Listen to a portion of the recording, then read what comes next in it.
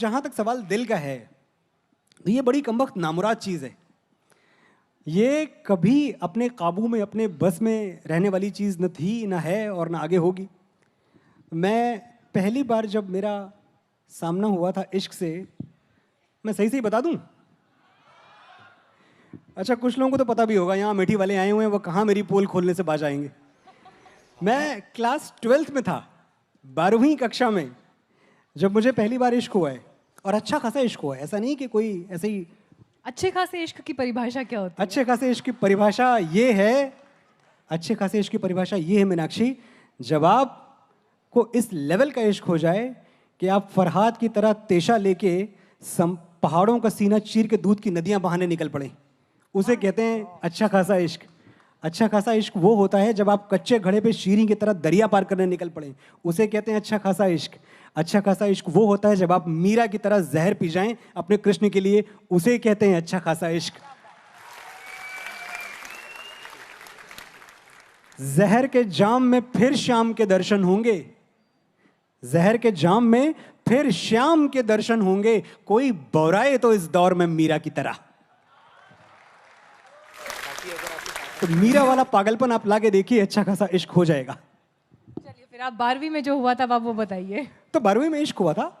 12वीं में इश्क, देखिए अमेठी से मैं आता हूँ जहाँ उस जमाने में कमाल कमाल की परिभाषाएं थी इश्क की। कुछ इश्क तो ऐसे भी थे कि सुनीता कहती थी राजू से कि राजू तुम पिछली बार आए थे हमारे गांव और तुम गुटखा खा के जहाँ थूके थे आज तक वहाँ गोबर से लीपे नहीं हैं हम, तुम्हारी निशानी संभाल के रखे हैं राजू। तो ऐसा भी इश्क था और ये इश्क भी इज्जत के काबिल है। मेरा वाला इश्क मुझे स्कूल में हुआ और इश्क और हार्ट ब्रेक के बीच में बहुत थोड़ा सा वक्फा था। एक दिन मोहतरमा आई और मुझसे कहने लगी देखो मेरे पापा को तुम पसंद नहीं हो। मैंने कहा पापा को पसंद नहीं हो, ये कौन सी कयामत आ गई? आज तक दुनिया में कौन सी लड़की का बॉयफ्रेंड उसके बाप को पसंद आया है?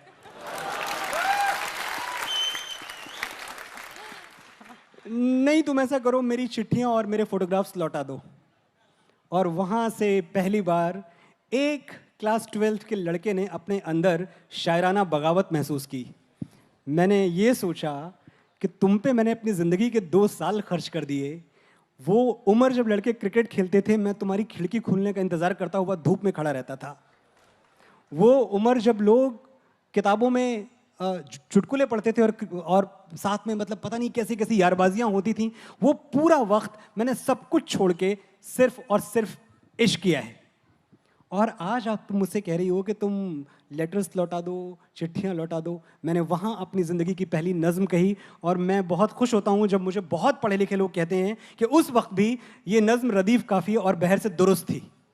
और वो नज़्म कुछ यूँ थी कि आँखों की चमक, जीने की लहक, सांसों की रवानी वापस दे। अगर गुस्सा है दोस्तों तो नज़र आना चाहिए। आँखों की चमक, जीने की लहक, सांसों की रवानी वापस दे। मैं तेरे खत लौटा दूंगा, तू मेरी जवानी वापस दे।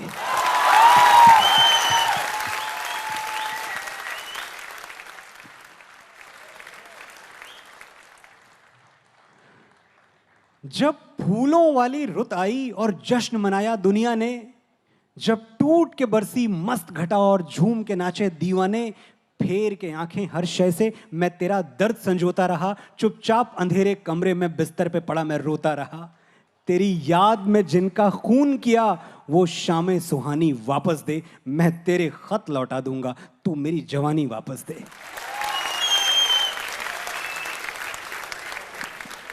क्या दौर होता है वो मीनाक्षी, वो जिस उम्र की बात मैं कर रहा हूं कि वो दिन भी कैसे दिन थे जब पलकों पे ख्वाब पिघलते थे। वो दिन भी कैसे दिन थे जब पलकों पे ख्वाब पिघलते थे, जब शाम ढले सूरज डूबे दिल के अंगारे जलते थे। वो धूप छांव सब खाक हुई, यादों के चेहरे पीले हैं। कल ख्वाबों की फसलें थी जहां, अब रेत के बंजर टीले हैं।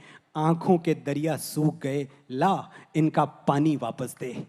मैं तेरे खत लौटा दूंगा, तू मेरी जवानी वापस दे।